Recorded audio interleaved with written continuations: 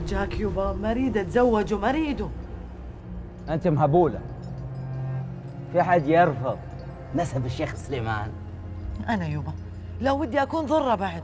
يا بنيتي، حرمته مضاوي مريضه، تودع باي لحظه، حينها تكونين الشيخه رجوه الامره الناهيه، تشوفين الحلال والعز هذا كله اللي في الديره، بكره يصير لك.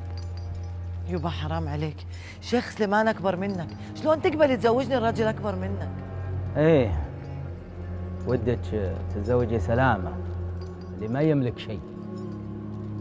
اسمعي يا بنت، الله عالي بسماعه، إن ما تزوجت الشيخ سليمان لكن ذلك.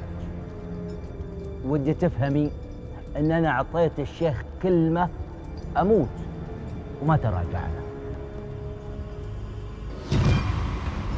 وش بدك نسوي الحين؟